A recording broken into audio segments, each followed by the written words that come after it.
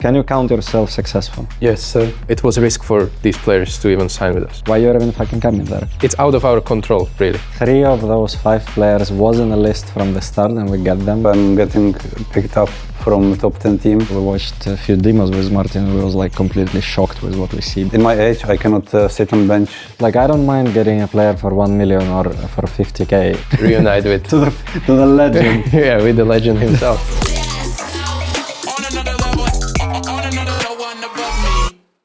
Yeah, so basically it started with a cool idea and an absolutely random phone call, which I got even message on Instagram, let's make it this way, which was fairly weird regarding the like how serious was the topic. And I didn't thought about it even from the person who contacted me at the start. And as soon as I found out who is basically like behind the project, that became very interesting because I had a similar offers at that time, and I just wasn't sure in the people running it because me and Tommy both had very, very bad experience with this kind of project before. Yeah, obviously, like I couldn't go to any of this kind of projects with a full like and put like completely myself in without knowing and being sure in the project, right? And the first person who came in mind was Martin, because every time he left any of my teams before, I told him that I will bring you to the next team no matter what, because it never was my clear decision. So yeah, I messaged him, and I was actually surprised with what Martin told me, because he told me that he growing up to become an IGL, which he was refusing before, and that was like a very nice start, I would say, that you're instantly getting an IGL, and also not just an IGL, but a very smart and very hardworking person who I respect a lot and who basically I grow with together as a coach, and like all the time our like careers was crossing in some ways, and we've been in a lot of teams and projects together, and I can't tell that any of those was unsuccessful. So all of them was successful at some point.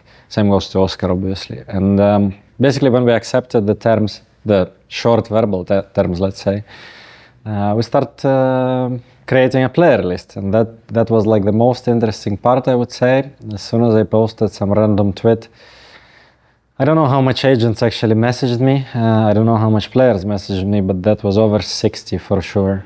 And that was very hard to like put them in the right order, because a lot of those players was kind of similar roles and similar skill, I would say, and even similar like experience.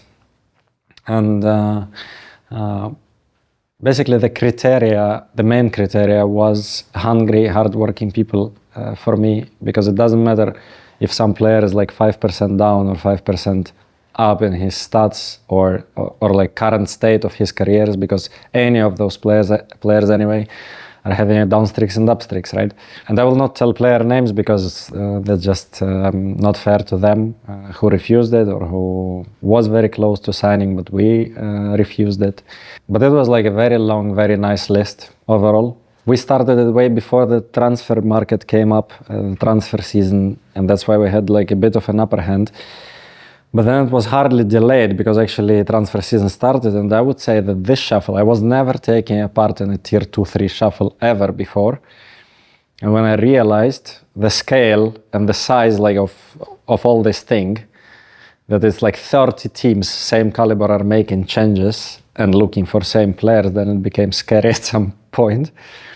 And we had like a plan B, C, and D, and everything, and all of those plans fucked up and like died during like 5 hours, you know, and that was shocking. But then all of a sudden, actually, better options came out, which we wasn't even expecting, which was very nice. And basically, that's the way how this team was formed, because some players got their offers cancelled. Some players had no offers, let's say, or whatsoever. Marcus, let's say, who we signed, the last guy, the young guy, from former Mouse NXT, We wasn't even considering him till some point until we watched a few demos with Martin. We was like completely shocked with what we see because that was way above the level he played before. Obviously he's young and he's like he has to learn a lot and he's doing his best, absolutely. But it will take some time. I was at the end of pretty like rocky year for me. It wasn't that great in my previous teams. I made it to the major, then I didn't make it to the major. I was part of previous team where Sergei was coaching, but they decided to go a different way and I accepted it, so I was teamless. So I was out of contract and, you know, I always, in these off seasons, I always had some kind of offers, but they never were too interesting to me.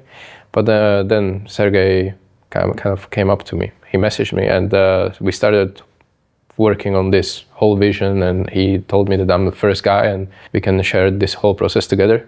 So we helped each other and yeah, it's just nice. You know, we always clicked with Sergei in different tiers, different parts of our lives. It was kind of nice that we reunited, and then it was even nicer that we get to reunite with to the legend. yeah, with the legend himself. Yeah, it was a bit lucky period, I would say, because like I don't know, 1 month ago this happened, maybe even more. I don't remember now. But Sergei asked me like, what are my plans? It was actually 2 months ago. Yeah, it was before the major. Yeah. So Sergei asked me like, what are my plans? But I thought I'm staying in Sinners till, I mean, one more year. But after New Year's Eve, 2025, like 2 days after, I received message that I'm benched in Sinners, even though they promised that I'm continuing next year. So it was kind of shocking to me. So yeah, I was like, okay, this is unexpected, and I instantly reached to Sergei. And that escalated quickly. Yeah, it was like done deal like in 4 hours. So I felt like safe, even though like Sergei said, we had this experience with this project, like with new project. So I was like, yeah, whatever. Like I cannot, in my age, I cannot sit on bench 1 more year and just don't play. I want to play the game, because even though the game is broken, I still love it. I love the competition. So yeah, I'm just happy that it worked out, and I'm here with the guys.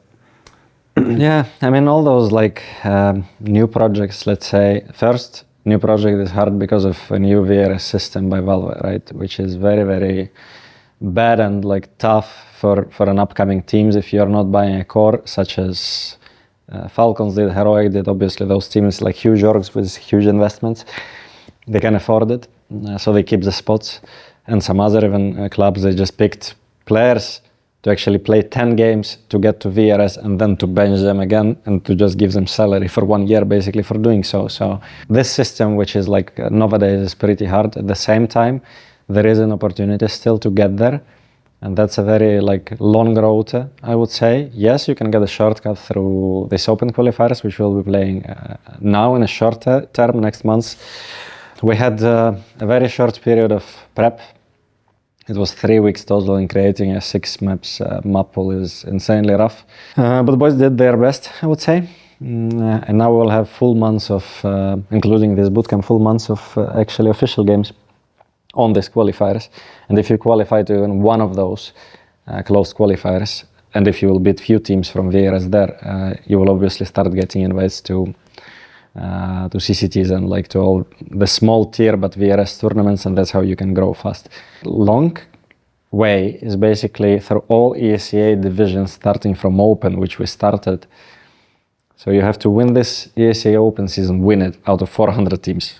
That's not easy, even if it's a very low level, but that's not easy. You can make a mistake, you can have a bad day, any day. You have to win it to get to advanced, and from there get to ESL Challenger, and from there to Tier 1 EPL, right? But that takes a year. So basically answering on a question about like short-term and long-term goals. Obviously a short-term goal is basically to build a team overall. If we will get some or take some of the shortcuts, yeah, obviously it's going to be great and great feeling and stuff like that, and that will bump up the team. But at the same time, you have to be optimistic dreamer. But you have to be realist, that all those teams you will be playing against and fighting against are actually for over a year together, some of those rosters, and obviously they have an upper hand in that one, but we just have better players. So anything can happen there. In the And best better of us. coach. And better coach, yeah, for sure. But that's a cheat code actually online, to be honest. Like I'm thinking about coaches who can talk and stuff like that, and not everyone is getting it, obviously. Okay. So yeah, right now we just need to build a team synergy and build the team itself, same as a club, because it's like everything is brand new for everyone. We're just meeting people, meeting each other. Yeah, we know each other for quite some time, same as Krasnal, let's say. Me and him work for 2 years already.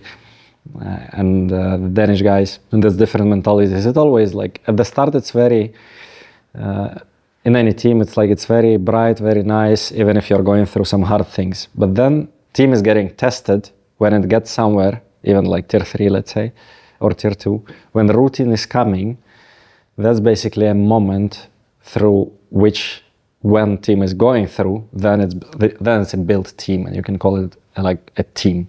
Because right now, there is countless amount of mixes, let's say same as us, and you never know which one of those will go through and which one of those will never be remembered even.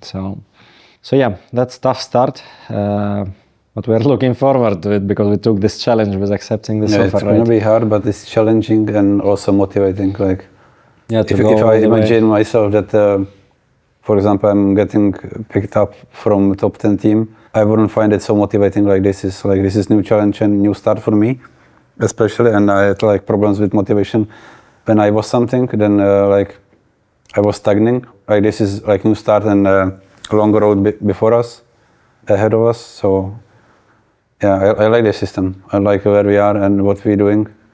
It's very nice to come all the way, like from bottom to up, because, like as I told you, if you go through it, then you're becoming a very strong mental team, because you're doing it like from very start to very end. And basically, we had this like me and Krasnal had this experience, exactly same experience in Mont, and Martin also had exactly same experience in Apex, and that's hard. And that's like I'm naming these 2 teams because it's only 2 more out of 400 who actually made it. So percentage-wise, it's a very small percent of people who are eligible of doing so overall. And everyone here understands like where we're at, and that's very important to understand where you're at the current state. I personally think that the group of players we have is very strong, also considering the fact we were new org and people that we were reaching out to. You know, it was a risk for these players to even sign with us. So considering all of these factors, also we couldn't go into buying out like big players, etc. So I'm happy with the mix we have, and it's just it will show after time. As Sergey was saying before, like at the beginning, everyone is motivated, honeymoon period, no real problems, and those will come eventually when we maybe start losing more, maybe we start getting tired of each other, or we will have tough schedules, and that's when the real phase and real synergy between us will show, because so far I think we have pretty good one. Everyone is interacting with each other. Even I was a little bit scared about age difference as well between, for example, Tommy and Marcus, or Tommy and Shimon, because there's like 12 years difference, I think. But guys are hanging out together, like they get topics to talk about, and that's also important that you bond outside of the server. It's like, when I was talking to people and reaching out to players, basically, let's make it clear, we had nothing except me and Martin as a names, because you can't explain like what is this club about at the moment and stuff like that, right? And I'm like super happy with what we ended up. 3 of those 5 players was in the list from the start, and we got them, and that's the thing which I'm very happy with. Actually 3.5, I would say, because Fred was there from the start as well. Just not that high as it ended up. But overall, I was looking exactly at, I get what I wanted, let's say. When you get what you want from the start, that's very, very nice. Obviously, it doesn't matter how good your players will be. It doesn't matter how huge budget you're gonna get, because you saw a lot of examples of insane budgets and insane blowouts of those budgets with Cena and Falcons, G2 at some period of time, and like some other big orgs. That was happening, and that's normal. That's like in a big sport. It will not always work if you will just buy most expensive ones, and most expensive ones doesn't mean quality always. Overall, like my career, let's say, and that was like all the time, whole career, over 20 years, it was like this, and I can clearly tell that whoever saw a movie Moneyball, which I'm every time telling to watch to these young teams which you are forming from new players or like new formed players, hardly suggesting to watch it, because it doesn't matter the way you are getting the wins. Only thing which matters is like score on the board, and it doesn't matter which instruments you are using for it if everyone together is just putting fucking score on the board. And that only thing which matters in the end. Like no one will remember much year ago or 2 years ago. People will see where you're at the ranking. People will see if you win the trophies. People will remember your wins, your streaks, your like win streaks and stuff like that. But people will never remember the teams from top 40, 50 who are playing now each other countless of time already for like 3 years every day. Yeah. Imagine some teams, Tommy's team Sinners played one team last month 3 times per one day in 3 different tournaments. Like how entertaining is that? Or who will remember any of those? No one, right? So basically for me, as I told you, I love where we ended up with the roster, but at the same time I clearly understand that only their hard work can bring us where we need to be, and they know it as well because they know what it takes. And that's basically the most important part for me. I agree. Because like I don't mind getting a player for 1 million or for 50k if both of them will bring same result in the end, right? Or same score. I don't care. Well, my prediction of a year, we should definitely end up in top 30 qualifying to EPL. Which means, that's at least top 30 ranking wise. If something goes better way from the start, then it's a much higher position because obviously, as I told you, we'll start attending more smaller online events. And even after the 3 weeks of practice, I can feel that we are like beating the field. I will call it this way. We are beating this field of teams with the skill we have now. I will be confident enough to say so. Obviously, it's countless amount of games. First LAN, well, let's say if it's going to happen this season, that will be a miracle. And I will be super happy with that, right? If it's not going to be happening this season, then first LAN should be at least any tier 2 LAN, such as ESL Challenger again, from which you can qualify to EPL. And there is like 3 of those. We might get to some of those. So first LAN, bold prediction this season, obviously, in 1.5 months. We are going Dallas, boys. That's very nice. We love the city, like all 3 of us. So of course. I mean, when this video is out, open qualifiers will be already done, even closed qualifiers. So yes. It depends, if we make Dallas, it. Yeah. Dallas is like the thing to go. I need to take a picture first time where Kennedy was killed. So. Yeah. Traditions, you have to follow them. For me, it's kind of the same. And I don't like to set these goals because they don't really, it's out of our control, really, how we're going to achieve it. So for me, this open qualifier, if we get into closed one and we get HL team match on the board real quick, then it's going to be a really, really nice bonus. I feel ready, and our guys are feeling ready as well, in my opinion, considering the teams in the qualifier. But it's best of 1, and it's CS2, and things can happen. And, it's just how it is. But we have a couple of them, and if we succeed even at 1, it will be really, really good head start. But if I'm being realistic, at the end of the year, I would say top 25, top 30. And first LAN by the summer, So either end of this season or start of the next season. But, I'm going to be maybe looking at this video in 3 months and thinking that it's not even mathematically possible to get that LAN. So we will see. It is possible to get this week. It is possible. But why not? Let's get VRS points first on the board. Actually to get to VRS, just overall you need to play 10 matches as a core.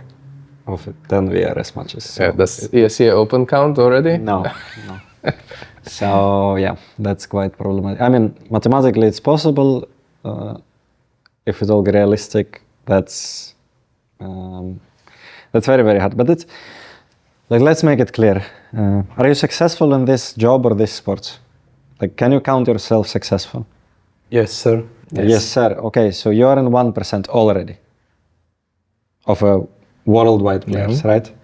So when you're saying about mathematically possible or impossible, you went to 1% already, which means that going into 1% again, or like 4%, I would say, 4, 5, like for it to be mathematically possible is not impossible, at least. Yeah. And if it's possible, then it's doable.